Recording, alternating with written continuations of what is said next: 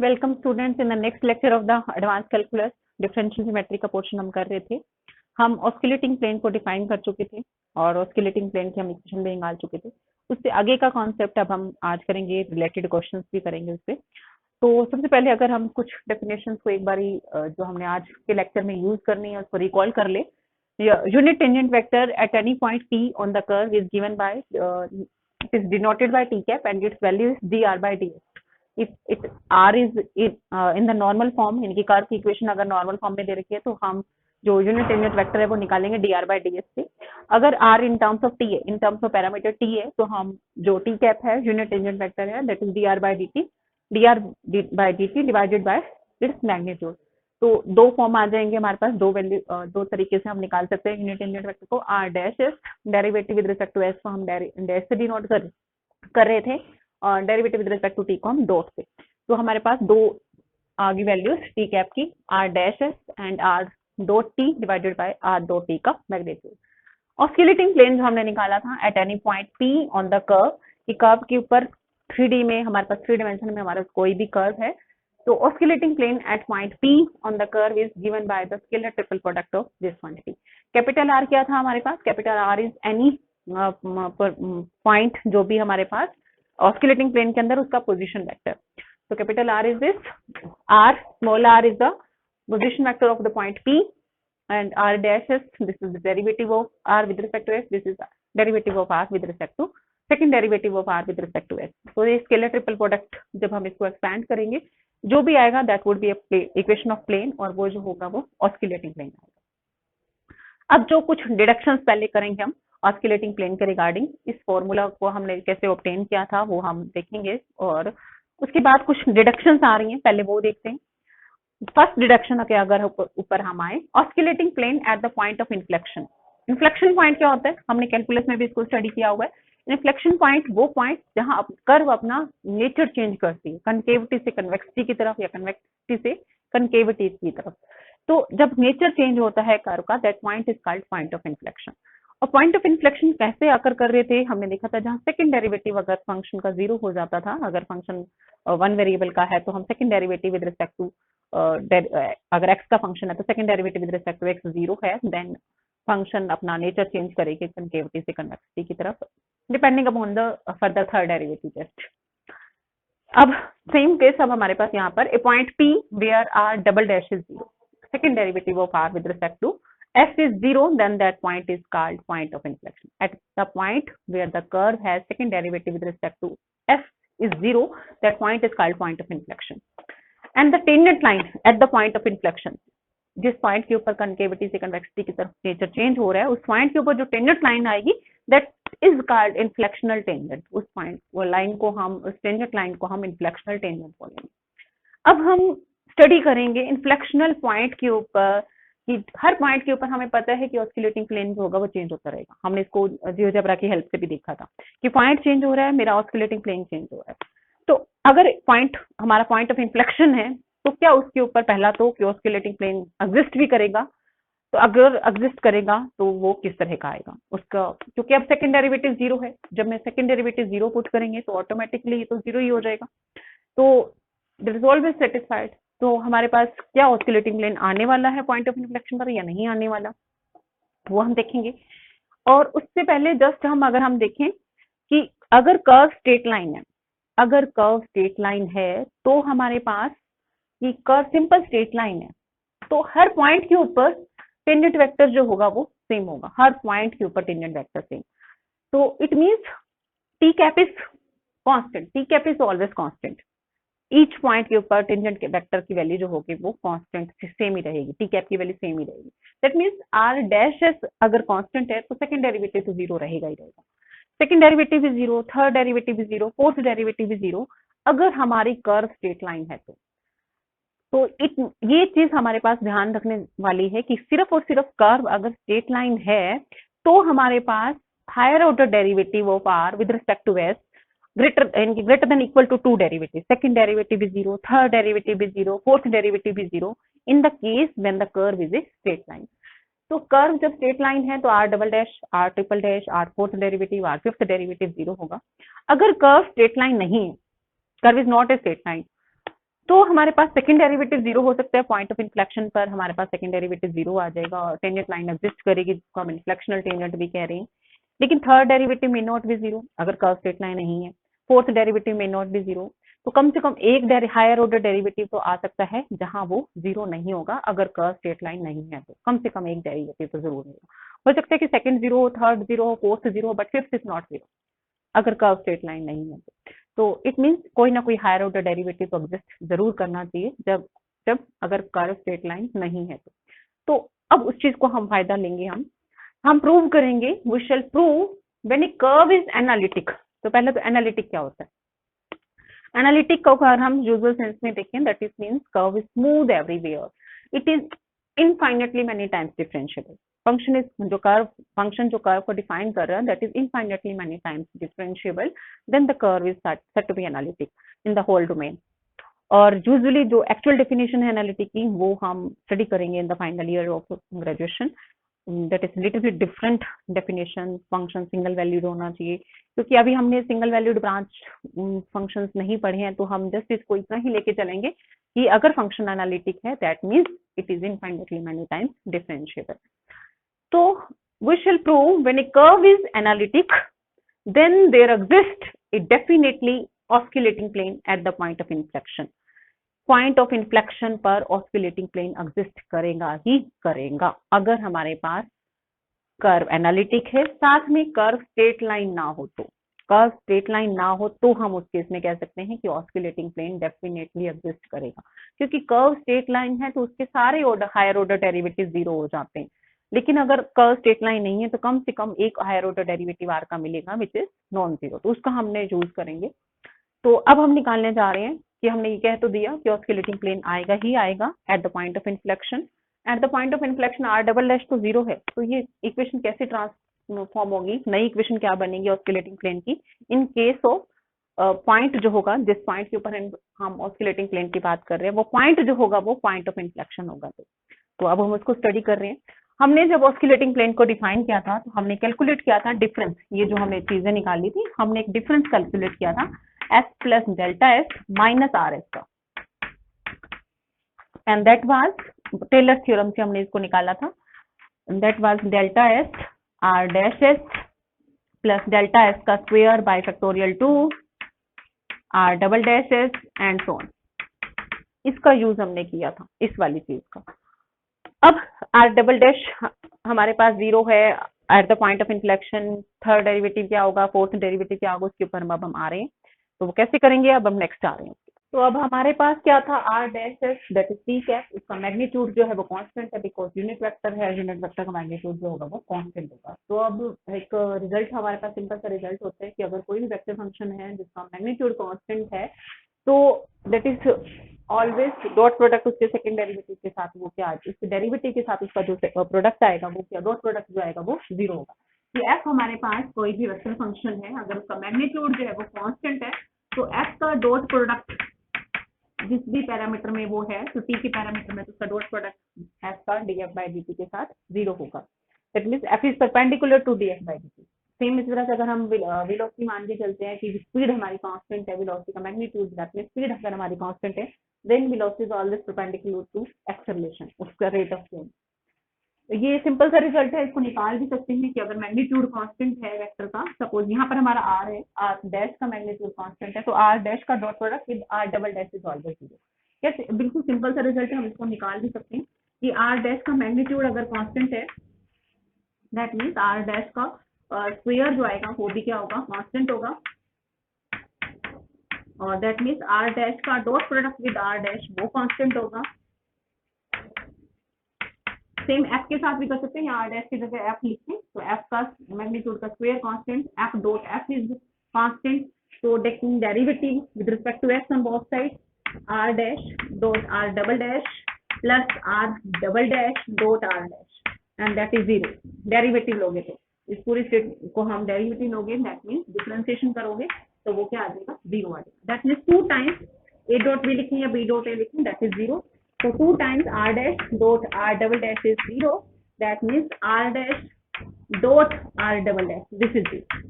ये सिंपल सा रिजल्ट है, हम इसको डायरेक्ट भी लिख सकते हैं कि जब भी किसी वेक्टर फंक्शन का मैग्नीट्यूड कांस्टेंट है, दैट मींस उसकी प्रोडक्ट उसके डेरिवेटिव के साथ क्या होगी, जीरो होगी।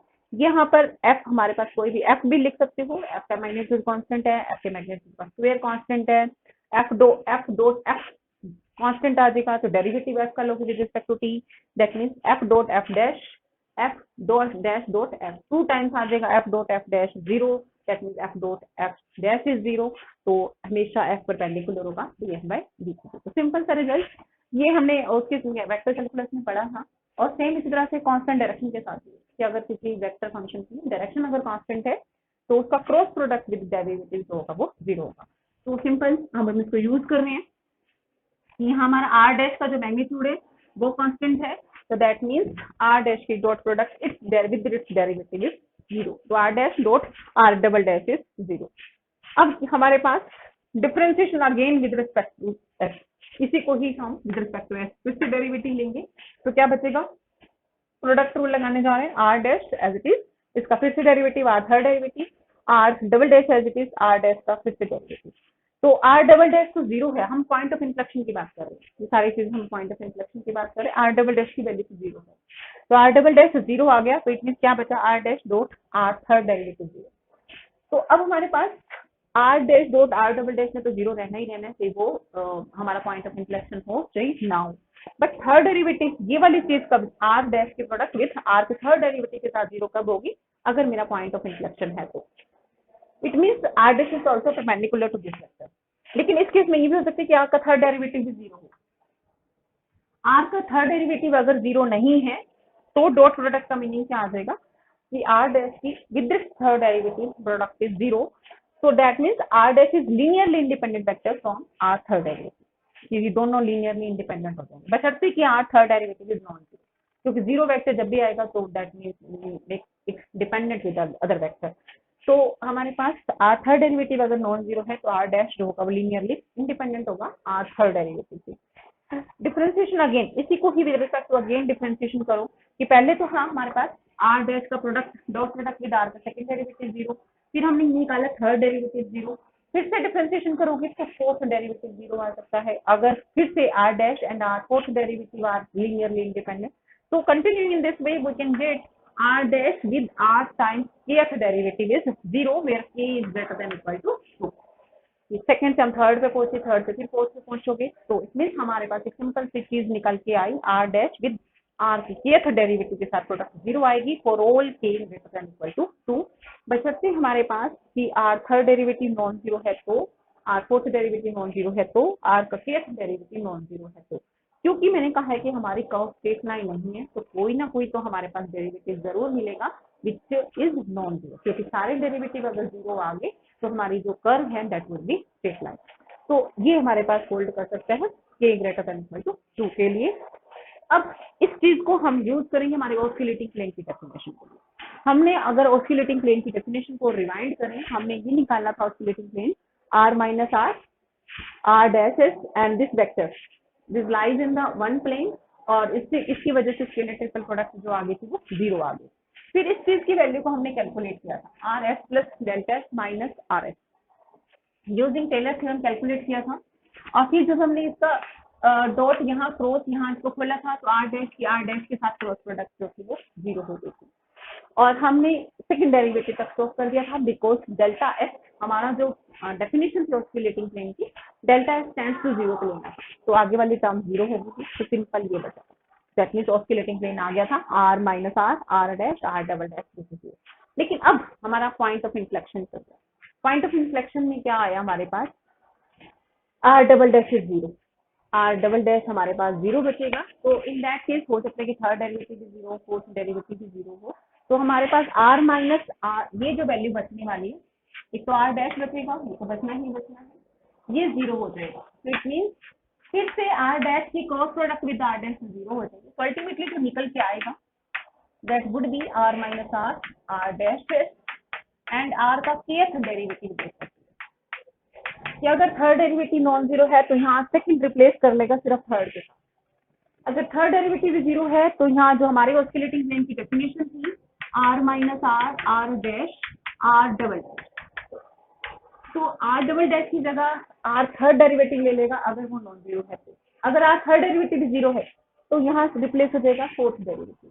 अगर ये भी जीरो है तो फिफ्थ डेरिवेटिव। तो we can say this is zero where k is greater than equal. तो this is the oscillating plane. और यहाँ हमने वो लेना है जो हमारा नॉन जीरो आएगा, फर्स्ट नॉन जीरो कोई भी ले सकते हैं। So this is the oscillating plane at the point of inflection. बिल्कुल प्रूफ वही है, वहां हमने स्टॉप कर दिया था, यहाँ तक delta S tends to zero कर दिया था। लेकिन अब हमारे पास ये ऑलरेडी जीरो आ चुका है, दैट मीन्स क्यूब वाली टर्म से हम शुरू करेंगे, तो सिंप्लीफिकेशन हमारी उसी तरह से चलेगी। So this is the definition of the oscillating plane at the point of inflection. Deduction, second deduction अब हम करने जा रहे हैं, oscillating plane in terms of T. हमारी जो ऑस्किलेटिंग प्लेन की हमने डेफिनेशन की या जो डिराइव की इक्वेशन वो है हमारे पास in terms of S, R minus R S, R dash S, R double dash S. R is any position vector of any point in the oscillating plane. R जिस point के ऊपर हम oscillating plane की बात कर रहे हैं that means T का हमारा पोजीशन वेक्टर एंड ये सारी। अब इन टर्म्स अगर हमारे पास कर्व की इक्वेशन इनकी टी पॉइंट जो है वो in terms of parameter T दे रखा हो, तब हमारे पास ऑस्किलेटिंग प्लेन की इक्वेशन कैसे निकल के आएगी कि that means derivative with respect to S नहीं निकाल सकते, हम with respect to T derivative निकाल सकते हैं। तो इन दोनों की वैल्यू आर डैश की और आर डबल डैश की value in terms of T compute करेंगे।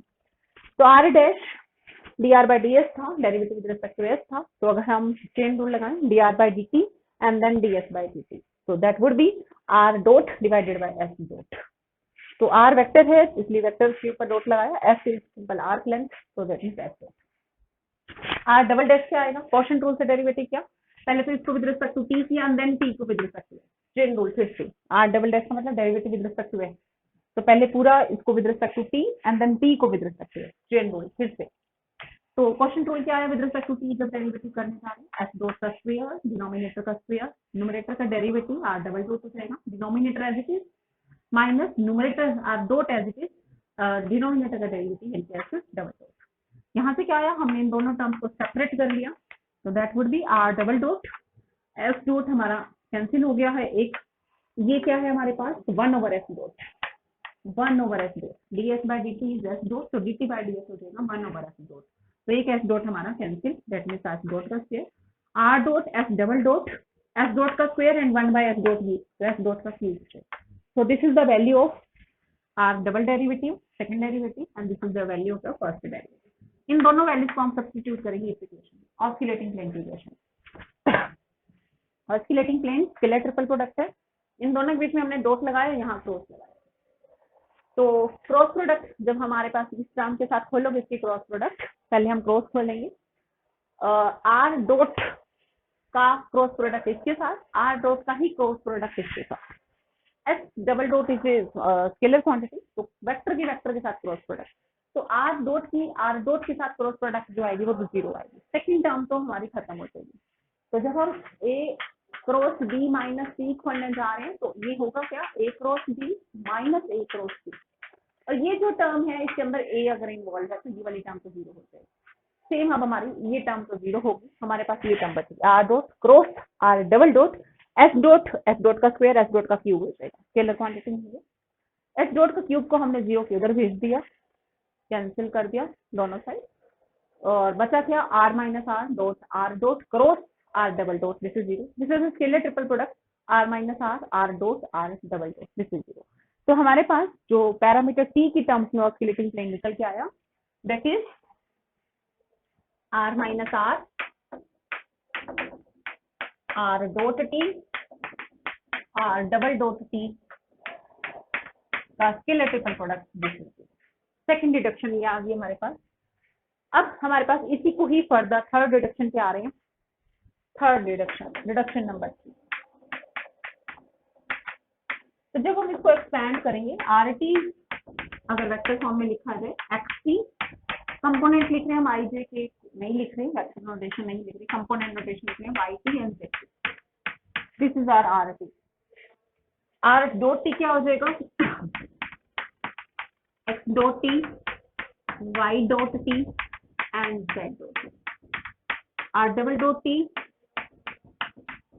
That means X double dot T, Y double dot T, Z. R minus R, capital R जो हम लेंगे यूजुअली नोटेशन में, इसके कंपोनेंट लेंगे X Y, capital X Y.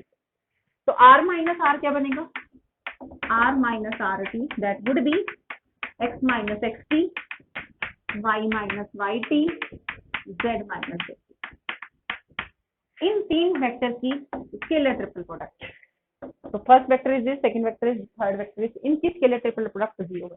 तो जब तीन वेक्टर हो स्केलर ट्रिपल प्रोडक्ट जीरो हो तो डिटर्मिनेंट फॉर्म में भी हम उसको लिख देते हैं, फर्स्ट वेक्टर की कंपोनेंट, सेकंड वेक्टर की कंपोनेंट, थर्ड वेक्टर की कंपोनेंट। तो फर्स्ट वेक्टर हमारा ये x minus x T, Y minus Y T, Z minus Z t. That is second vector की component, that means r dot की component, r double dot की component. we can expand this determinant और जो भी आएगा वो capital X Y Z में equation आएगी, और that equation in capital X Y Z will be the equation of plane, और वही होगा तुम्हारा ऑस्किलेटिंग। तो दिस इज जीरो। तो सेकंड डिडक्शन, हमारे पास ऑस्किलेटिंग प्लेन हम यूज करते हैं, capital X Y Z is any point in oscillating plane, small X Y Z हमारे पास वो पॉइंट है जिसके ऊपर हमने ऑस्किलेटिंग प्लेन निकालना है। तो दो तीन डिडक्शन हो चुकी है, नेक्स्ट डिडक्शन पे आ रही हूँ, fourth deduction, R minus R. तो जिस पॉइंट के ऊपर हम ऑस्किलेटिंग प्लेन की बात कर रहे थे उसका पोजीशन वेक्टर टी पॉइंट के ऊपर, टी का पोजीशन वेक्टर स्मॉल आर था, और Q is any point in the oscillating plane, any point. तो ये जो पॉइंट पी क्यू था, that line lies in the oscillating plane. कि अगर हमारा ये ऑस्किलेटिंग प्लेन है तो पी क्यू वेक्टर जो है वो किसके अंदर लाई कर रहा है, ऑस्किलेटिंग प्लेन के अंदर, और आर डैश और आर डबल डैश। तो अब हमारे पास r minus r dot product with r dash cross product with r double dash, this is zero. First वाले अगर स्टेटमेंट को देखें, this is zero. r dash क्या था, this is the unit tangent vector, p point के ऊपर ही unit tangent vector. तो curve अगर हमारे पास यूं जा रही है, दैट इज द कर्व, तो ये जो r डैश आएगा that is the unit tangent vector. Simple हम इसको कर्व की नोटेशन में देखें, कर्व की notation, that is the unit tangent vector, और जिसको हमने यूनिट टेंजेंट वेक्टर मैग्नीट्यूड 1 हो, और r डैश जो होगा वो डायरेक्शन रेशियो भी दे रहा है इसकी, r dash, it is the unit tangent vector. Oscillating plane क्या था, जो टेंजेंट लाइन को भी कंटेन कर रहा है, टेंजेंट लाइन को, दैट मींस हमारा जो ऑस्किलेटिंग प्लेन बनने वाला है और नेबरिंग पॉइंट को भी कंटेन कर रहा है। तो this is your oscillating plane. इस तरह का जब हम 3D में देख ही सकते हैं, ऑस्किलेटिंग P पॉइंट के ऊपर हमने कहा था this is the oscillating plane, Q point हमारे पास any point in the oscillating plane, capital R जिसको हमने कहा था, and this is small r जिसका पोजीशन वेक्टर है। तो PQ line lies in the oscillating plane. PQ जो लाइन है, अब हमारे पास this is the line PQ, R dash cross R double dash, this is R dash. तो it means यहाँ से क्या आ जाएगा, r minus r, this is vector perpendicular to, dot product अगर जीरो है तो perpendicular to this vector, r dash cross r double dash। ये जो PQ लाइन आएगी, this is perpendicular to r dash cross r double dash। और यहाँ से भी था क्योंकि r dash का मैग्नीट्यूड कांस्टेंट है, और एक चीज हमने निकाली थी कि अगर r, बिकॉज r dash का मैग्नीट्यूड 1 है, यूनिट टेंजेंट वेक्टर है, तो r dash की और r डबल डैश की जो डॉट प्रोडक्ट आएगी दैट इज जीरो। और ऑस्किलेटिंग प्लेन जो है वो इसके परपेंडिकुलर है, r dash cross r double dash.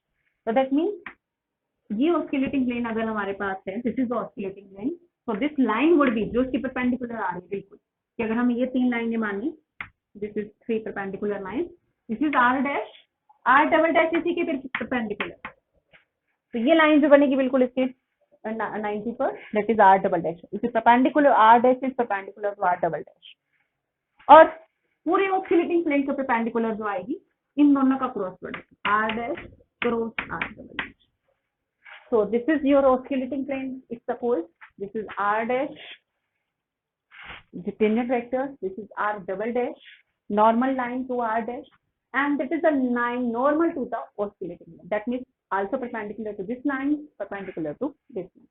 This is your third deduction, oscillating plane every line in the oscillating plane is perpendicular to r dash cross r double dash. That means this vector is perpendicular to the whole plane, oscillating plane. So this line would be r dash cross r double dash.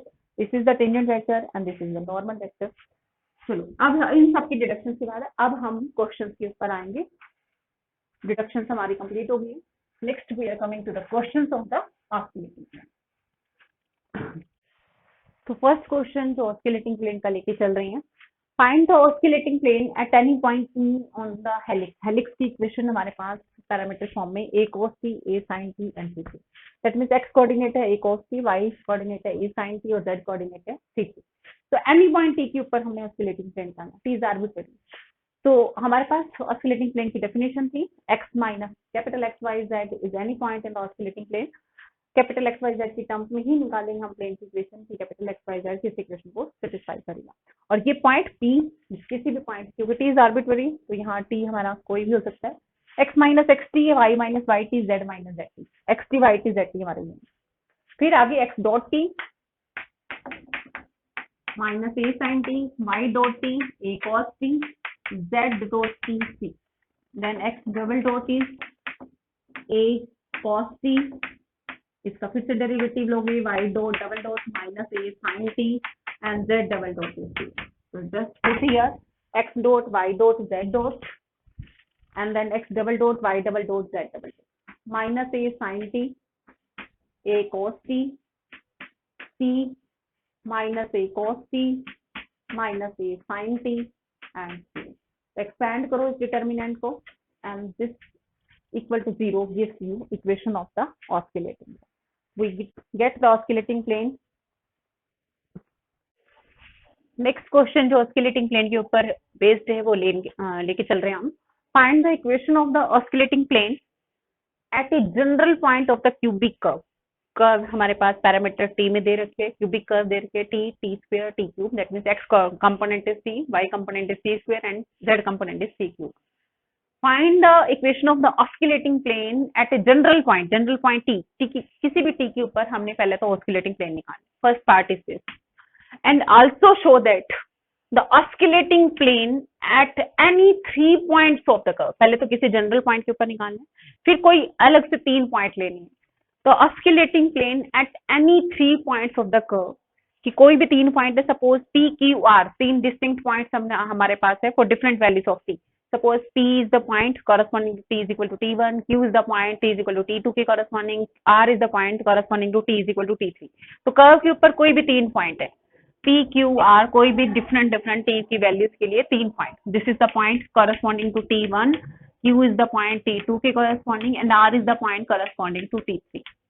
तो 3 points के corresponding for different points we are getting the different oscillating plane. तो 3 oscillating plane जो आएंगे, the oscillating planes at any 3 points, कोई भी 3 point ले वो जो 3 प्लेन आएंगे वो इंटरसेक्ट करेंगे, मीट एट ए पॉइंट. जिस पॉइंट के ऊपर इंटरसेक्ट करेंगे meeting at a point, suppose किसी भी ये 3 जो इन तीनों पॉइंट्स के ऊपर ऑस्किलेटिंग प्लेन आ रहे हैं वो किसी point suppose x not y not z naught के ऊपर इंटरसेक्ट कर रहे हैं.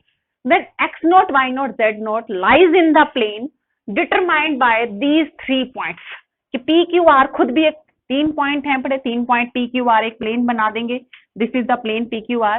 तो x not y not z naught जो आएगा वो प्लेन p q r के अंदर लाई करेगा. तो हमने ये निकालना है. तो स्टेटमेंट को अगर दोबारा से देखें, पहले तो हमारे पास एक क्यूबिक कर्व गिवन है, हमें ऑस्किलेटिंग प्लेन निकालना है at any general point. Second part जो है वो थोड़ा सा कॉम्प्लिकेटेड है स्टेटमेंट में. Proof is very easy. The oscillating plane at any 3 point, कि कोई भी 3 पॉइंट है कर्व के ऊपर P Q R, अगर हम पॉइंट का नाम रखें, P is the point corresponding to T1, corresponding to T2 Q, corresponding to T3 R. Then the oscillating plane at P, oscillating plane at Q, oscillating plane at R, they intersect at some point. वो जो point आएगा, the point lies in the plane determined by P Q R. That means P Q R के अंदर ही point लाई करेगा. Point कौन सा? Which is the intersection of the 3 oscillating plane. Point P के ऊपर oscillating plane, पॉइंट Q के ऊपर oscillating plane, point R के ऊपर oscillating plane. So this is the show that the oscillating plane at any 3 point of the curve meet at a point.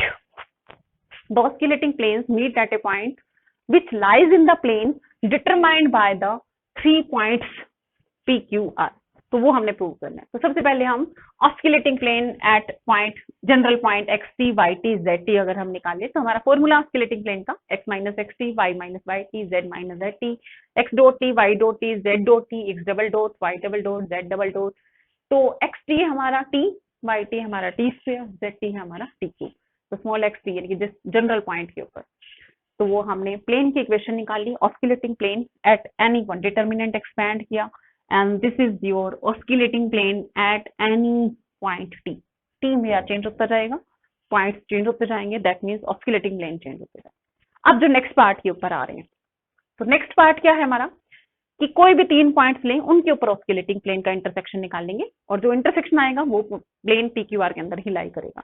तो let P T1 Q T2 R T3 be any 3 points on the curve, कोई भी 3 points हैं।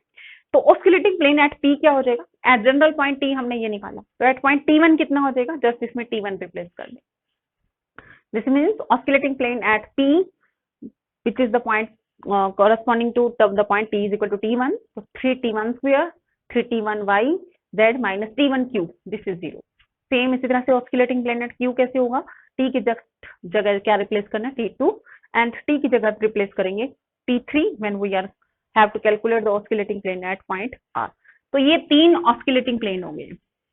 पहले तो ये intersect करेंगे या नहीं करेंगे उसके ऊपर सवाल पैदा होता है कि अगर इंटरसेक्ट करेंगे तो वो पॉइंट, जो इंटरसेक्शन पॉइंट है वो कहाँ लाई करेगा, सेकंड बात आएगी। तो पहले तो ये तीनों प्लेन्स इंटरसेक्ट भी कर रही हैं या नहीं कर रही। अब अगर हम इन इक्वेशंस को देखें, this is the set of non homogeneous equation in x Y z, non homogeneous, और यूनिक सोल्यूशन कब आता है, जब डिटर्मिनेंट हमारा क्या होगा, नॉन जीरो होगा।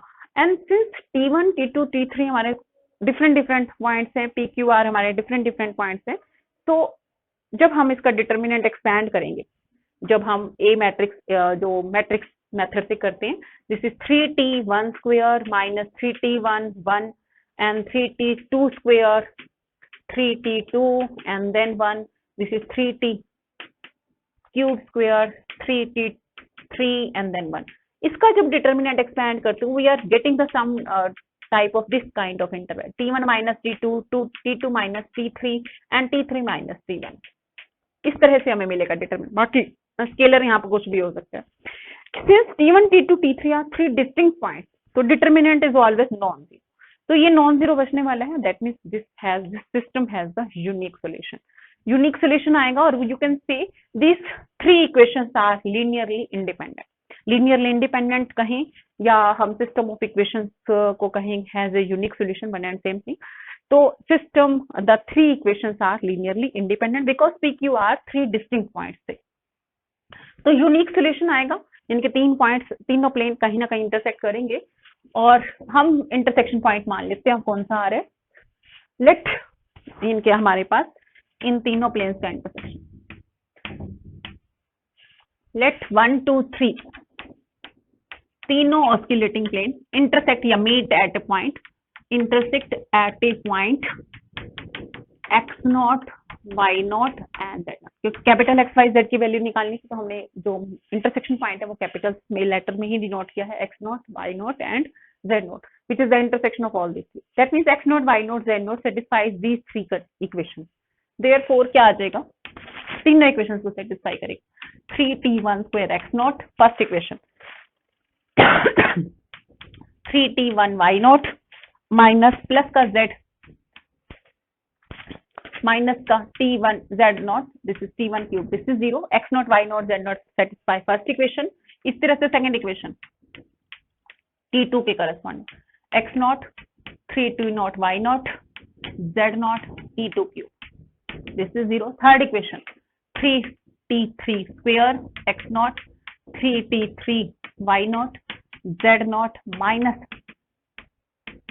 so x not y not z not satisfies because intersection है, therefore x not y not satisfies 1 2 3,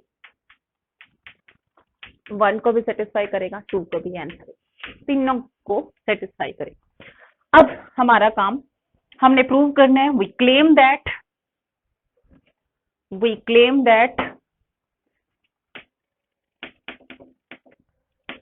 x not y not z naught जो पॉइंट ऑफ इंटरसेक्शन है, that lies in the plane lies in the plane determined by PQR.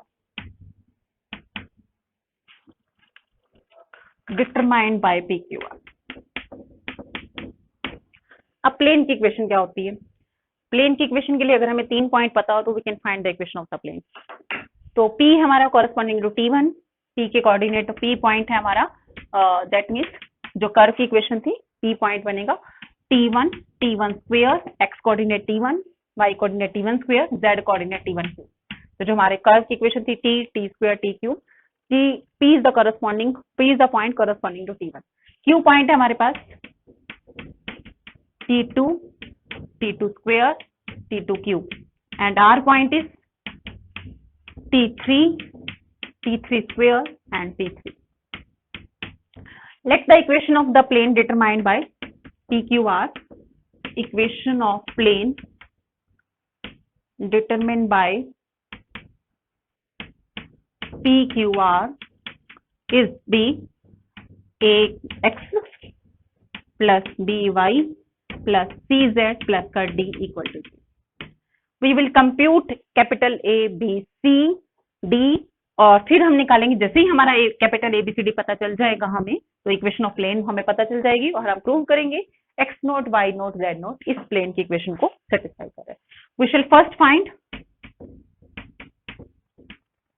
A, B, C, D and then prove करेंगे x not, y not, z not satisfies this equation।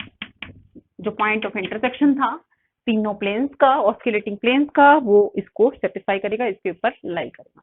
तो अब काम रह गया ABCD निकालना और फिर next part x not, y not, z not उसको सेटिस्फाई करेगा। अब यहाँ से ये तीन जो हमारे पास x not, y not, z not, उन तीनों प्लेन्स का जो इंटरसेक्शन था, दैट मीन्स तीनों प्लेन को सेटिस्फाई कर रहा था। यहाँ से एक चीज और निकल के आई, that means T1, T2, T3 किस इक्वेशन को सेटिस्फाई कर रहे हैं? कि अगर इसमें जस्ट मैं T रिप्लेस कर दूं तो T1, T2, T3 किसको सेटिस्फाई कर रहे हैं? Satisfies this equation 3t square x not minus 3t y not plus का z नॉट माइनस का t cube, this is T1, T2, T3 इसको सेटिस्फाई कर रहे हैं। और यहां से अब आ रहे हैं T पॉइंट, ये जो प्लेन है जो PQR से डिटरमाइंड हो रहा है, तो ये P भी इसको सेटिस्फाई करेगा, Q भी इसको सेटिस्फाई करेगा, R भी इसको सेटिस्फाई करेगा। PQR से ही डिटरमाइंड हो रहा है, point PQR lies on the plane star, this means P satisfy कर रहा है। पहला P सेटिस्फाई करेगा तो x की जगह T1, y की जगह T1 स्क्वायर, z की जगह T1 क्यूब इसको सेटिस्फाई करेगा। दैट मीन्स AT1 प्लस का BT1 square, z is T1 cube plus का D, this is equal to 0। Second equation AT2 plus BT2 का स्क्वायर, CT2 का cube plus D, this is 0। Third equation is AT3 plus BT3 का square and CT3 cube plus D, this is equal to 0। तो point PQR जो है वो plane की equation को satisfy करेंगे। तो यहीं से हमें ABCD निकालने हैं। लेकिन यहाँ से एक चीज और निकली कि T1, T2, T3 फिर से किसको सेटिस्फाई कर रहे हैं? एक रिलेशन तो ये निकाली कि T1, T2, T3 इसको सेटिस्फाई कर रहे हैं, लेकिन T1, T2, T3 एक और इक्वेशन को भी सेटिस्फाई कर रहे हैं। T1, T2, T3 are roots of AT plus BT plus CT cube plus D, this is equal to 0। So T1, T2, T3 are the roots of AT plus का BT square plus CT cube plus D is equal to 0 and T1, T2, T3 also roots of this equation. So that means ये दो equation जो है वो identical बनी। Cubic equation ये है, cubic equation ये है। तो ABCD की वैल्यू हम निकालेंगे by comparing these two equation, क्योंकि अगर रूट सेम है तो इक्वेशन आइडेंटिकल होनी चाहिए। तो अब हमारा काम ABCD निकालेंगे by comparing these two equation. तो ये भी cubic equation in T, this is also the cubic equation in T। तो अब हम निकालने जा रहे हैं ABCD की वैल्यू। तो फर्स्ट इक्वेशन अगर इसको हम दोबारा से देखें, दैट इज पहले क्यूब का टर्म और माइनस में हटा रही हूँ 3t माइनस का z not, this is equal to 0।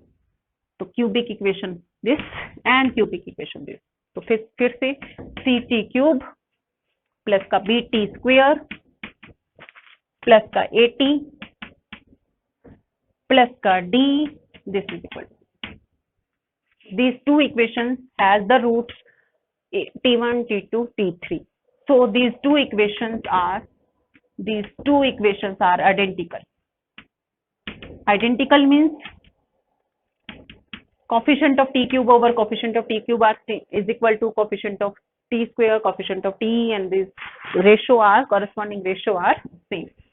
तो अब हमारे पास क्या बना, coefficient of t cube over coefficient of t cube 1 over c, that is equal to minus 3x naught over b, coefficient of t square, coefficient of t 3y naught over a, and then minus 1 of z naught over d. z naught is a constant number, so minus z naught over, इसको अगर हम k put कर दें तो यहाँ से c आ जाएगा 1 over k, ratio सारी बराबर है और रेशो का नाम हमने k पुट किया, c की वैल्यू आ गई 1 over k, b is minus 3x naught over k, a is 3y naught over k, and d is minus z naught over k.